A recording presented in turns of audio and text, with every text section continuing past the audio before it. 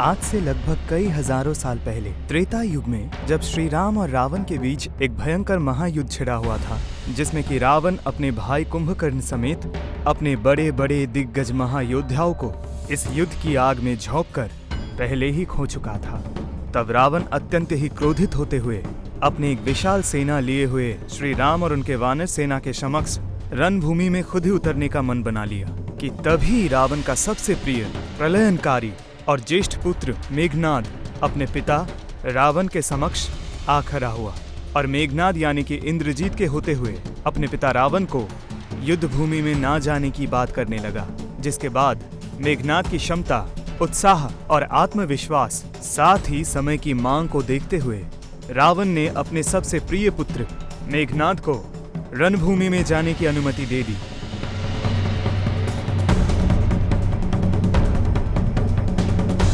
दरअसल मेघनाद परम शक्तिशाली और चतुर योद्धा होने के साथ साथ छल कपट का सबसे बड़ा महारथी था। वह बादलों में छिपकर हमला करने में बेहद माहिर था।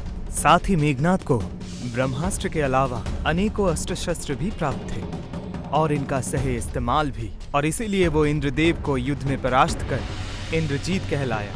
जिसके बाद विभीषण के गुप्तचरों द्वारा वानर राज सुग्रीव को रणभूमि में इस बार मेघनाद के आगमन का पता चला। फिर विभीषण ने मेघनाद को पूरे लंका का सबसे शक्तिशाली और अत्यंत ही विनाशकारी योद्धा बतलाते हुए वानर राज सुग्रीव को अपनी वानर सेना को और भी दुरुस्त करने के साथ ही साथ चौकन्ना रहने का भी परामर्श दिया। फिर कुछ क्षण के बाद मेघनाद अपनी एक बड़ी सेना लिए रणभूमि में पहुंच गया और अपनी आसुरी सेना के साथ बिजली की तरह वानर सेना पे टूट पड़ा।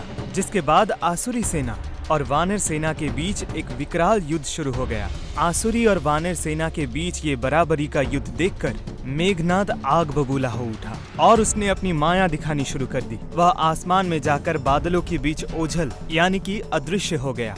फिर उसने पूरे वानर सेना पर अपने घातक तीरों से प्रचंड रूप से हमला करना शुरू कर दिया।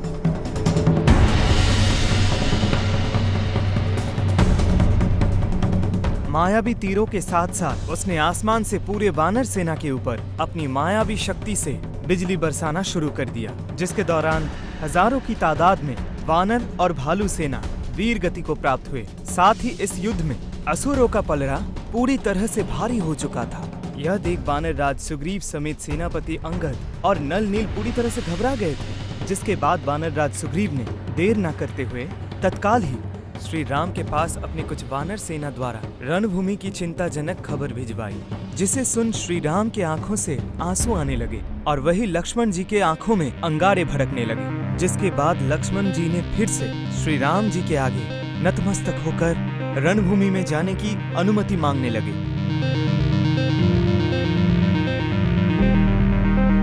पर लक्ष्मण जी के कई बार कहने के बावजूद भी श्री राम ने उन्हें युद्ध में जाने की अनुमति नहीं दी, क्योंकि श्री राम को युद्ध शुरू होने से पहले ही मेघनाद के मृत्यु का राज विभीषण के द्वारा पता चल चुका था। दरअसल मेघनाद ने जब ब्रह्मदेव की तपस्या पूरी की तब उसने ब्रह्मदेव से अमरत्व का वरदान मांगा, जिसे कि ब्रह्मदेव ने प्रकृति के नियम के विरुद्ध बताते हुए मेघनाद को कुछ अलग प्रकार कठिन मृत्यु वरदान दे दिया। जिसके दौरान मेघनाद की मृत्यु सिर्फ उसी जीव के हाथों होगा जो 14 वर्षों से सोया ना हो। और इस वरदान के मुताबिक पूरे सृष्टि में एक लक्ष्मण जी ही ऐसे जीव मात्र थे जो कि लगातार 14 वर्षों से अपनी निद्रा को त्यागे हुए थे। और इन बातों को समझते हुए श्री राम ने पहली बार लक्ष्मण जी को युद्ध में जाने की अनुमति दे दी, क्योंकि इस बार रणभूमि में मेघनाद यानी कि इंद्रजीत पैर जमाए जो बैठा था। फिर यहाँ रणभूमि में मेघनाद वानर सेना के ऊपर अपनी बिजली जैसी ताकत बरसा ही रहा होता है कि अचानक लक्ष्मण जी उसके सामने आके खड़ा होता है और मेघनाद को युद्ध के लिए ललकारने लगता है। जिसके बाद मेघनाद लक्ष्मण जी से उपहास करते हुए श्री राम को लेकर इकट्ठे उसके साथ युद्ध करने के लिए कहता है। जिसके बाद लक्ष्मण जी ने मेघनाद के लिए खुद को ही पर्याप्त बताते हुए मेघनाद के ऊपर अपना पहला प्रहार कर दिया, जिसे कि मेघनाद ने बीच में ही नष्ट कर दिया। फिर मेघनाद ने भी लक्ष्मण जी के ऊपर तीरों से हमला करना शुरू कर दिया। ऐसे ही काफी समय तक दोनों महायोद्धा एक दूसरे के ऊपर तमाम प्रकार के तीरों से प्रहार करते रहे।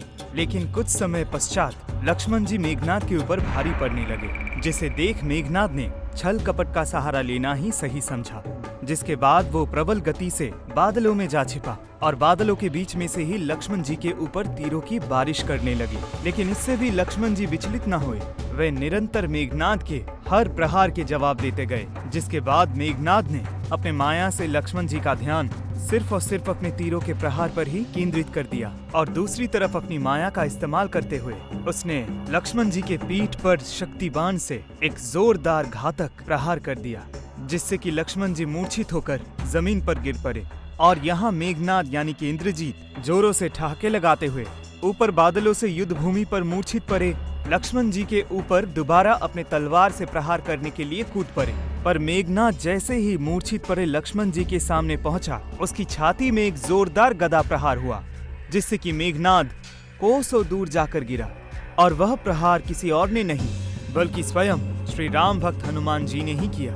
फिर लक्ष्मण जी को मूर्छित अवस्था में देख श्री राम घोर निराशा के अंधेरे में डूब गए कि तभी विभीषण ने इस दुख की घड़ी में एक नई उम्मीद की किरण जगाई और सुषेण वैद्य का नाम लेते हुए उन्हें ही इस शक्तिबान की प्रभाव को खत्म करने वाला पूरे लंका का सबसे श्रेष्ठ और अनुभवी चिकित्सक बताया। जिसके बाद तनिक भी देर न करते हुए हनुमान जी ने विभीषण से सुषेण वैद्य का पता पूछा और लंका नगरी के तरफ उड़ चले। और फिर लंका नगरी पहुंचते ही हनुमान जी ने सुषेण वैद्य को अपने घर के अंदर सोता हुआ पाया। जिसके बाद हनुमान जी ने बिना समय व्यर्थ किए उनके घर को जमीन से उखाड़कर सुषेण वैद्य समेत पूरे घर को अपने हाथों में लिए आकाश मार्ग से लाकर लक्ष्मण जी के सम्मुख रख दिया।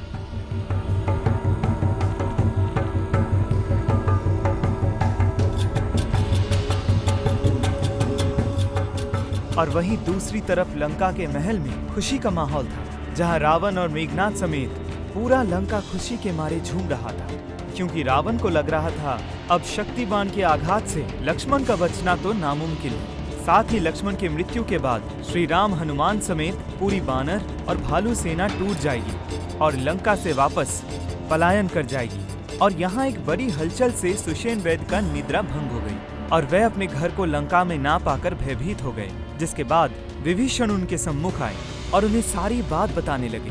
जिसके बाद सुषेण वैद्य ने लक्ष्मण जी के ऊपर हुए शक्ति बाण के आघात के प्रभाव को खत्म करने का एक ही मार्ग सुझाया, जिसमें कि उन्होंने तत्काल उत्तर की तरफ स्थित द्रोणागिरी पर्वत पर जाकर संजीवनी बूटी लाने की बात की, क्योंकि एकमात्र संजीवनी बूटी ही शक्तिवान की प्रभाव को तत्काल खत्म कर लक्ष्मण जी की शरीर को वापस सामान्य अवस्था में लाने का क्षमता रखता था। जिसके बाद हनुमान जी सामने आए और सुषेण वैद्य से संजीवनी बूटी की पहचान के बारे में पूछने लगे। जिसके बाद सुषेण वैद्य ने उन्हें संजीवनी बूटी की रंग रूप और कायाकल्प के बारे में बताया। जिसके बाद हनुमान जी ने तनिक भी देर न करते हुए एक जोरदार उड़ान भरते हुए बेहद तीव्र गति से उड़कर उत्तर दिशा की ओर बढ़ने लगे।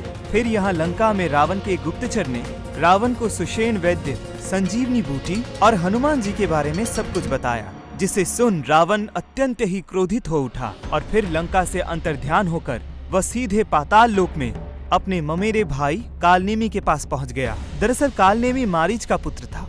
कालनेमी भी अपने पिता मारीच की तरह ही अत्यंत मायावी और शक्तिशाली असुर था। जिसके बाद रावण ने कालनेमी को सारी बातें बताते हुए हनुमान के अपने माया जाल में फंसाकर समाप्त करने का आदेश दे दिया। जिसके बाद कालनेमी ने अपने मायावी शक्तियों से हनुमान जी के मार्ग का पता लगाते हुए अपना भेष बदलकर एक साधु का रूप ले लिया और उसी मार्ग में स्थित पहाड़ की चोटी पर बैठ श्री राम का नाम जपने लगा। और यहाँ हनुमान जी आकाश मार्ग से द्रोणागिरी की तरफ बढ़ ही रहे होते हैं, फिर उनके सामने ही एक पर्वत की चोटी पर श्री राम का नाम जपता हुआ एक साधु नजर आया। श्री राम का नाम सुनते ही हनुमान जी खुद को रोक न पाए और पहाड़ की चोटी पर उतरकर श्री राम के ध्यान में बैठे साधु को प्रणाम कहकर संबोधित किया। जब साधु ने अपनी आंखें खोली और हनुमान जी को एक बेहद शुभ समाचार सुना दिया। दरअसल उस साधु ने लक्ष्मण जी को बिल्कुल स्वस्थ और कुशल मंगल बताया, साथ ही इसे श्री राम के द्वारा लिया गया एक परीक्षा मात्र बताते हुए इस परीक्षा में हनुमान जी को पूरी तरह से उत्तीर्ण बताया। जिसके बाद हनुमान जी आश्चर्य में पड़ गए। फिर वे इसे श्री राम की लीला समझते हुए बेहद प्रसन्न भी होने लगे। दरअसल बेहद सफाई के साथ झूठ बोलने वाला ये साधु कोई और नहीं बल्कि स्वयं मायावी कालनेमी ही था। इसके बाद साधु का रूप लिए कालनेमी ने हनुमान जी को यहाँ कुछ फलाहार और विश्राम लेकर वापस लंका की तरफ प्रस्थान करने की बात करते हुए पानी से भरा हुआ एक मटका पीने के लिए देने लगा, जिसे कि हनुमान जी ने अपने लिए पर्याप्त जल ना बताते हुए अधिक से अधिक जल की मांग करने लगे, जिसमें कि वे स्नान भी कर सके। जिसके बाद उस साधु ने हनुमान जी को पर्वत के नीचे ही एक नदी में जाने की सलाह दी, जिसके बाद हनुमान जी उस नदी की ओर चले गए। दरअसल कालनेमी के द्वारा दिए गए उस मटके में पेयजल की जगह एक मायावी घातक विष था, जिसे कि वो हनुमान जी को पिलाने में नाकाम रहा। लेकिन कालनेमी हनुमान जी को चोटी के नीचे बह रहे नदी में भेजते हुए अपनी दूसरी चाल चल चुका था। दरअसल उस नदी में एक विशाल खूंखार मायावी मगरी का वास था, जिसके चंगुल से आज तक कोई भी बच न पाया था। और यहाँ हनुमान जी ने स्नान कर ही रहे होते हैं कि अचानक उस विशालकाय मगरी ने हनुमान जी के ऊपर हमला कर दिया। पर हनुमान जी ने उस मगरी को वहीं धूल चटा दिया। उनकी एक ही मुक्के के प्रहार से वह मगरी अधमरी हो गई, जिसके बाद वो मगरी एक अप्सरा के रूप में प्रकट हो गई और श्राप से मुक्त कराने के लिए हनुमान जी को अपना आभार व्यक्त करने लगी। और साथ ही वो अप्सरा हनुमान जी को सावधान करते हुए उस साधु को एक मायावी ताकतवर असुर बताया, जिसके बाद हनुमान जी का क्रोध का ठिकाना न रहा। कालनेमी को लगा शायद उस मगरी ने हनुमान का काम तमाम कर दिया होगा कि तभी एक भारी भरकम मुक्का उसके चेहरे पर आ लगता है और फिर कालनेमी अपने असली रूप में आते हुए काफी दूर जा गिरता है। जिसके बाद हनुमान जी तीव्र क्रोधित होते हुए अपने कुछ मुक्कों और गदा प्रहार के माध्यम से कालनेमी को वही मौत के घाट उतार देते हैं और आगे तेज गति से द्रोणागिरी की तरफ चल पड़ते हैं। फिर कुछ क्षण के बाद हनुमान जी द्रोणागिरी पहुंच तो जाते हैं, लेकिन इतने संघर्ष के बाद उन्हें सुषेण वैद्य द्वारा बताए गए संजीवनी बूटी की पहचान नहीं हो पाती। फिर वे काफी चिंतित हो उठते हैं, जिसके कुछ क्षण के बाद वह द्रोणागिरी पर्वत के एक हिस्से को लंका ले जाने का निर्णय करते हैं। फिर हनुमान जी ने अपना आकार बेहद विशालकाय बना लिया और अपने हाथ के एक ही प्रहार से उस शिखर को उखाड़कर अपने उसी हाथ में संभालते हुए शिखर को एक हाथ में लेते हुए बेहद तीव्र गति से उड़ने लगे। फिर उड़ते उड़ते जब वे अयोध्या नगरी के समीप पहुंचने लगे, तब इतनी बड़ी काया देख अयोध्या के सैनिक घबरा उठे और भरत जी के सम्मुख आकर सारी बात बताने लगे। फिर तत्काल ही भरत जी ने अपनी तीर और धनुष लिए आसमान की तरफ देखने लगे। फिर इतनी बड़ी काया देख उन्हें लगा कि जरूर कोई असुर अयोध्या नगरी पर हमला करने वाला है। फिर समय ना गवाते हुए भरत जी ने हनुमान जी पर तीरों से प्रहार करना शुरू कर दिया, जिससे कि हनुमान जी पर इन तीरों का कुछ खास असर तो नहीं हुआ, लेकिन उनका ध्यान नीचे खड़े भरत पर जरूर चला गया। फिर हनुमान जी भरत जी के नजदीक आते हुए उनके सम्मुख जय श्री राम का जय घोष करने लगा और बाण चलाने का कारण भी पूछा, जिस पे भरत जी ने उनके इतना विशाल आकार और ऊपर से उनके हाथ में इतना विशाल पर्वत को देखकर अयोध्या में आक्रमण होने का अनुमान की बात की। साथ ही भरत जी ने हनुमान जी से श्री राम जी की जय घोष का कारण और उनका परिचय भी पूछा, जिस पे हनुमान जी ने खुद को श्री राम भक्त बतलाते हुए उन्हें सारी बात बताने लगे। जिसके बाद भरत जी रावण और मेघनाद के ऊपर अत्यंत ही क्रोधित हो उठे और उन्हें भी अपने साथ लंका की युद्ध भूमि पर ले जाने की बात करने लगे, जिस पर हैरान होकर हनुमान जी ने भी भरत जी का परिचय पूछा। जिसके बाद भरत जी ने खुद को स्वर्गीय श्री दशरथ का पुत्र और श्री राम का छोटा भाई बताया, जिस पे हनुमान जी अत्यंत भावुक और प्रसन्न हो उठे। साथ ही उन्होंने भरत जी को सांत्वना देते हुए आगे लंका की ओर प्रस्थान कर बैठे और यहाँ श्री राम समेत पूरे वानर सेना हनुमान जी के इंतजार में उद्विग्न हो रहे थे कि तभी आसमान में एक विशाल काया दिखाई दी। महाविशालकाय हनुमान ने एक विशाल पर्वत के साथ समुद्र तट पर कदम रखते हुए सभी को हैरान कर दिया। जिसके बाद पूरी वानर सेना में उत्साह भर उठा और जय श्री राम के साथ साथ जय हनुमान का भी जय घोष होने लगा। फिर सुषेण वैद्य ने तत्काल ही पर्वत के अंदर से संजीवनी बूटी खोज निकाली और संजीवनी बूटी निचोड़कर लक्ष्मण जी की जख्मों पर लगा दिया, जिससे कि तत्काल ही लक्ष्मण जी की जख्म भर उठे और वह अपनी चेतना में भी वापस आ गए। पर चेतना में वापस आते ही वह मेघनाद का नाम लिए गरज उठे, जिसके बाद श्री राम ने उन्हें शांत कराया और पूरी वानर सेना ने बड़े ही उत्साह से जश्न मनाया। जिसके बाद हनुमान जी ने सुषेण वैद्य समेत उनके घर को वापस से लंका नगरी में उसी स्थान में स्थापित कर वापस आ गया। फिर ये खबर गुप्तचर द्वारा लंकेश रावण को पता चल गया, जिसके बाद रावण तीव्र क्रोधित होते हुए मेघनाद के वार को विफल बताया। जिसके बाद मेघनाद हारा हुआ महसूस करने लगा फिर रावण ने मेघनाद को सांत्वना देते हुए ब्रह्मदेव के दिए गए एक ऐसा वरदान याद दिलाया जिसके दौरान यदि मेघनाद अपनी कुल देवी निकुंभला देवी का तांत्रिक यज्ञ पूरा कर लेता है तो उसे एक ऐसा दिव्य रथ प्राप्त होगा जिस पर बैठकर युद्ध करने से कोई भी उसे हरा नहीं पाएगा।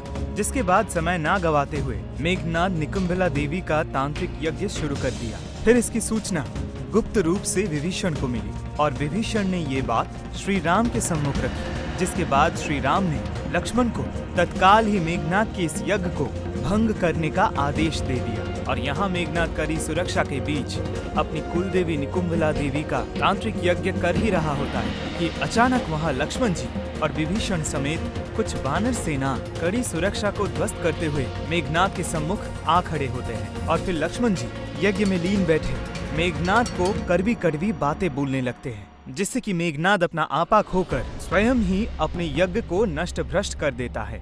जिसके बाद लक्ष्मण जी ने मेघनाद को कल सुबह रणभूमि में ही मिलने की बात कहकर वहां से चले जाते हैं। और यहाँ लंका में मेघनाद युद्ध की तैयारी में जुटा होता है। तभी उसे रावण यज्ञ असफल होने के कारण रणभूमि में जाने से मना करता है। जिसके बाद मेघनाद अपना पुत्र कर्तव्य लंका के गौरव और खुद की स्वाभिमान की बात करके रणभूमि की तरफ चल पड़ता है। जिसके बाद युद्ध का शंखनाद होता है। फिर लक्ष्मण और मेघनाद की सेना आपस में टकरा जाते हैं। जिसके बाद एक के बाद एक विस्फोटक युद्ध फिर से प्रारंभ हो जाता है, जहाँ की वानर सेना और असुर सेना एक दूसरे के ऊपर टूट पड़ते हैं।